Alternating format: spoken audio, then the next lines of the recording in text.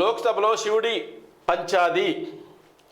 భయం, ద్వేషం, అబద్ధాలను వ్యాప్తి చేయడం హిందుత్వం కాదు, మహాత్మా గాంధీ చెప్పారన్నారు.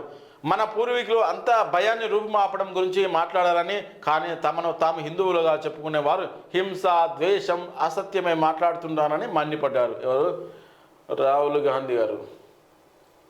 మా పోరాటం రాజ్యాంగ పరిరక్షణ, ఇది మాట్లాడదు, మంచి అనిపిస్తలేదు. శివుడి ఫోటో చూపిస్తూ శివుని గురించి ప్రేరణ పొందా. బీజేపీ ప్రధాని నరేంద్ర మోడీని టార్గెట్ చేస్తూ తీవ్ర విమర్శలు. నోట్ల రద్దు, జీఎస్టీతో దేశం అతలాకుతలం. నీటి పరీక్షలు, అవకాశాలపై ఎందుకు చర్చించారు? అధికారం బీజేపీని ఏకి పారేసిన విపక్ష రాహుల్. లోక్సభలో రాష్ట్రపతి ప్రసంగానికి ధన్యవాద తీర్మానం.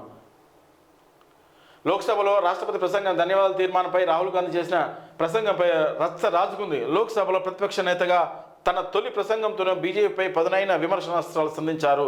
బీజేపీని, ప్రధాని మోడీని టార్గెట్ చేస్తూ రాహుల్ గాంధీ తీవ్ర విమర్శలు చేశారు.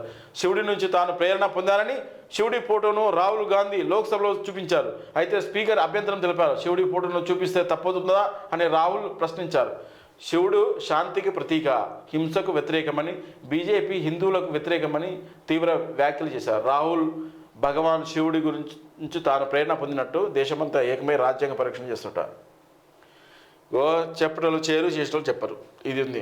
మీరైతే కాంగ్రెస్ గవర్నమెంట్ అయితే హిందువులకు ఏమాత్రం ఏం చేయలేదు. 100% చెప్పచ్చు. ఎందుకంటే ఒక్కటన్నా చెప్పండి మీరు ప్రత్యేకంగా హిందువుల కోసం చేసిందని.